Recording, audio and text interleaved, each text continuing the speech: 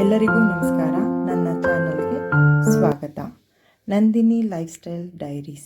ಇವತ್ತು ನಾನು ನಿಮಗೆ ಸುಲಭವಾಗಿ ಮನೆಯಲ್ಲಿ ತರಕಾರಿ ಇಲ್ಲದೇ ದಿಢೀರಂತ ಮಾಡ್ಕೊಳ್ಳುವಂತಹ ಈಸಿ ಫ್ರೈಡ್ ರೈಸ್ನ ಹೇಳ್ಕೊಡ್ತಾ ಇದ್ದೀನಿ. ಇದನ್ನು ಒಮ್ಮೆ ತಿಂದರೆ ನೀವು ಮತ್ತೆ ಮಾಡ್ಕೊಂಡು ತಿನ್ನಬೇಕು ಅಂತ ಅನಿಸುತ್ತೆ. ಈ ರೆಸಿಪಿ ಲಂಚ್ ಬಾಕ್ಸ್ಗೆ ತುಂಬಾ ಚೆನ್ನಾಗಿರುತ್ತೆ.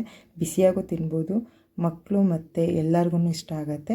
ಈ ಒಂದು ರೆಸಿಪಿನ ನೋಡೋಕ್ಕಿಂತ ಮುಂಚೆ ಯಾರೆಲ್ಲ ನನ್ನ ಚಾನಲ್ನ ಸಬ್ಸ್ಕ್ರೈಬ್ ಆಗಿಲ್ಲ, ಬೇಗ ಸಬ್ಸ್ಕ್ರೈಬ್ ಆಗಿ, ಲೈಕ್ ಮಾಡಿ, ಶೇರ್ ಮಾಡಿ. ಹೇಗೆ ಮಾಡೋದು ಅಂತ ನೋಡೋಣ. ಇದಕ್ಕೆ ಬೇಕಾಗಿರುವ ಸಾಮಗ್ರಿಗಳು: ಚಿಲ್ಲಿ ಫ್ಲೇಕ್ಸ್, ಆರಿಗಾನೋ, ಮಿಕ್ಸ್ಡ್ ಹರ್ಬ್ಸ್, ಶುಂಠಿ ಬೆಳ್ಳುಳ್ಳಿ ಪೇಸ್ಟ್, ಎಣ್ಣೆ. ಇಷ್ಟಿದ್ರೆ ಒಳ್ಳೆ ಫ್ರೈಡ್ ರೈಸ್ನ ಮಾಡ್ಕೋಬಹುದು. ಒಂದು ಈರುಳ್ಳಿ ತೊಗೊಂಡಿದ್ದೀನಿ, ಸಣ್ಣಗೆ ಹಚ್ಕೊಂಡಿರೋದು. 1 ಬೌಲು ಅನ್ನ. ಮಾಡುವ ವಿಧಾನ: ಮೊದಲಿಗೆ ಪ್ಯಾನ್ನ ಇಟ್ಕೊಂಡಿದ್ದೀನಿ, ಅದಕ್ಕೆ 2 ಚಮಚ ಎಣ್ಣೆ ಹಾಕ್ಕೊಳ್ತಾ ಸಣ್ಣಗೆ ಹಚ್ಚಿ ಇಟ್ಟಿರುವಂತಹ ಈರುಳ್ಳಿನ ಹಾಕಿ ಫ್ರೈ ಮಾಡ್ಕೋಬೇಕು. ಅದು ಬಣ್ಣ ಬದಲಾಗೋವರೆಗೂ ಸಹ ಫ್ರೈ ಮಾಡ್ಕೊಳ್ತಾ ಈಗ ಸ್ವಲ್ಪ ಶುಂಠಿ ಬೆಳ್ಳುಳ್ಳಿ ಪೇಸ್ಟ್ನ ಸಹ ಹಾಕ್ಕೊಂಡು ಫ್ರೈ ಮಾಡ್ಕೋಬೇಕು. ಸೊ ಅದು ಎಣ್ಣೆ ಬಿಡ್ತಾ ಇದೆ.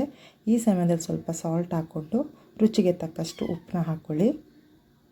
ಚಿಲ್ಲಿ ಫ್ಲೇಕ್ಸ್ನ ಆ್ಯಡ್ ಮಾಡ್ಕೊಳ್ತಾ ಫ್ರೈ ಮಾಡಿ.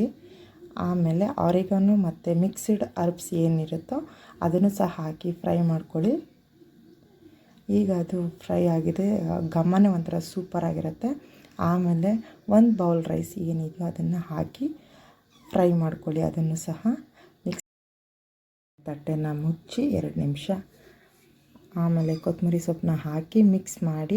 ಸೊ ಇವಾಗ ಒಳ್ಳೆ ಟೇಸ್ಟಿಯಾದಂಥ ಫ್ರೈಡ್ ರೈಸ್ ರೆಡಿ.